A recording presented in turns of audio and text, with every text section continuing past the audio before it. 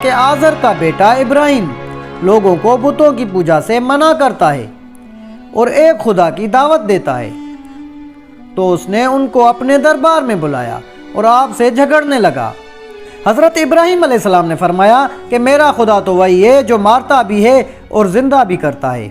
نمرود نے کہا میں بھی مار سکتا ہوں اور زندہ بھی کر سکتا ہوں۔ چنانچہ اس نے ایک قیدی کو جس کو سزائے موت کا حکم ہو چکا آزاد کر دیا اور ایک بے گناہ کو پکڑ کر قتل کرا دیا اور کہا کہ اب بتاؤ کہ میرے اور تمہارے خدا کے درمیان کیا فرق ہے۔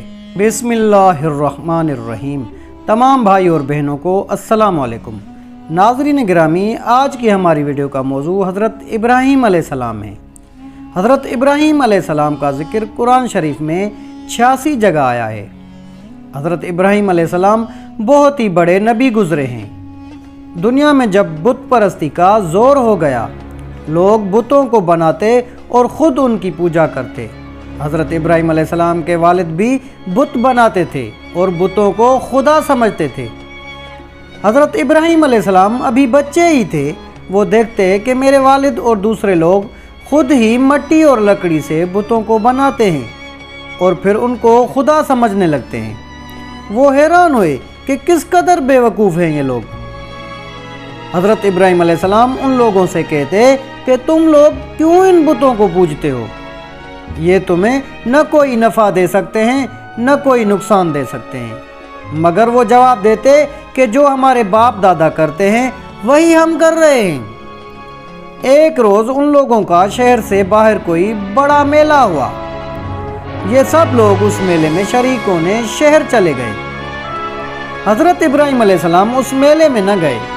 ان کے پیچھے حضرت ابراہیم علیہ السلام ملک کے بڑے بت خانے میں گئے اور وہاں کے سب بتوں کو توڑ ڈالا سوائے ایک سب سے بڑے بت کے، اور کلاڑی جس سے سب بتوں کو توڑا تھا وہ اس بڑے بت کے کاندھے پر رکھ دی، جس سے یہ معلوم ہوتا تھا کہ یہ سب اسی نے توڑے ہیں۔ لوگ جب واپس آئے اور انہوں نے بتوں کی یہ درگت دیکھی کہ کسی کا سر نہیں ہے تو کسی کا پیر نہیں ہے، تو بہت غصہ ہوئے کہ یہ حرکت کس نے کی ہے۔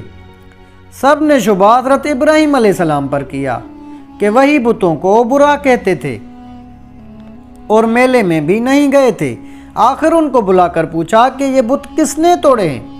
حضرت ابراہیم علیہ السلام نے جواب دیا کہ مجھ سے پوچھنے کے بجائے اپنے خداؤں سے کیوں نہیں پوچھتے جن کی تم عبادت کرتے ہو کہ ان کو کس نے توڑا ہے، وہ خود بتا دیں گے۔ ان لوگوں نے جواب دیا کہ آپ کو معلوم نہیں کہ یہ بول نہیں سکتے؟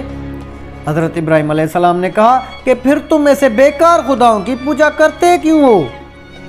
حضرت ابراہیم علیہ السلام نے پھر کہا کہ دیکھو کلاڑی بڑے بت کے کاندھے پر رکھیے، یہ کام اسی کا معلوم ہوتا ہے، اس سے پوچھو۔ یہ لوگ بہت ناراض ہوئے اور ان کے باپ آزر سے شکایت کی کہ تمہارا بیٹا ایسی حرکت کر رہا ہے، اس کو سمجھا لو ورنہ اچھا نہ ہوگا۔ حضرت ابراہیم علیہ السلام نے اپنے باپ کو بھی سمجھایا اور بت پرستی سے منع کیا اور عرض کیا کہ اے ابا، میں ڈرتا ہوں کہ تم پر خدا کا کوئی عذاب نازل نہ ہو۔ اس پر ان کے باپ بہت سخت ناراض ہوئے اور کہا کہ آئندہ تو نے مجھ سے کوئی ایسی بات کہی تو میں تجھے سنسار کر دوں گا، اور کہا کہ تو میرے پاس سے ہمیشہ کے لیے نکل جا۔ آپ نے باپ کو سلام کیا اور کہا کہ میں چلا جاتا ہوں، لیکن تمہارے لیے مغفرت کی دعا کرتا رہوں گا۔ پھر کیا ہوا؟ وہاں کے بادشاہ نمرود کو، جو بہت بڑا ظالم اور بت پرست تھا، ان سب باتوں کا پتہ چلا کہ آزر کا بیٹا ابراہیم لوگوں کو بتوں کی پوجا سے منع کرتا ہے اور ایک خدا کی دعوت دیتا ہے، تو اس نے ان کو اپنے دربار میں بلایا اور آپ سے جھگڑنے لگا۔ حضرت ابراہیم علیہ السلام نے فرمایا کہ میرا خدا تو وہی ہے جو مارتا بھی ہے اور زندہ بھی کرتا ہے۔ نمرود نے کہا میں بھی مار سکتا ہوں اور زندہ بھی کر سکتا ہوں۔ چنانچہ اس نے ایک قیدی کو جس کو سزائے موت کا حکم ہو چکا آزاد کر دیا اور ایک بے گناہ کو پکڑ کر قتل کرا دیا اور کہا کہ اب بتاؤ کہ میرے اور تمہارے خدا کے درمیان کیا فرق ہے؟ حضرت ابراہیم علیہ السلام نے کہا کہ میرا رب ہر روز سورج مشرق سے نکالتا ہے، تم اسے مغرب سے نکال کے دکھاؤ۔ اس پر نمرود لاجواب ہو گیا اور حکم دیا کہ ابراہیم علیہ السلام کو زندہ جلا دیا جائے۔ چنانچہ بہت سی لکڑی اکٹھی کی گئی اور ان میں آگ لگائی گئی جب آگ بہت بھڑک اٹھی اور اس کے شعلے آسمان کی خبر لانے لگے تو حضرت ابراہیم علیہ السلام کو اس میں پھینک دیا گیا، مگر وہ آگ خدا کے حکم سے ٹھنڈی ہو گئی، اور اللہ پاک نے آگ کو حکم دیا کہ اتنی بھی ٹھنڈی نہ ہونا کہ میرے ابراہیم کو کہیں ٹھنڈ نہ لگ جائے۔ سبحان اللہ۔ اس طرح جو لوگ اللہ تعالیٰ کے کہنے پر چلتے ہیں، اللہ پاک ان کو ہر تکلیف سے بچا لیتے ہیں اور ان کے لیے آسانیاں ہی آسانیاں ہو جاتی ہیں، اور جو لوگ اللہ تعالیٰ کا کہنا نہیں مانتے ان کے لیے اس دنیا میں بھی مشکل ہے، اور مرنے کے بعد تو ہمیشہ جہنم میں ہی رہیں گے۔ اللہ پاک سے دعا ہے کہ اللہ پاک ہمیں دین کی صحیح سے صحیح سمجھ عطا فرمائے اور گناہوں سے بچائے۔ آمین یا رب العالمین۔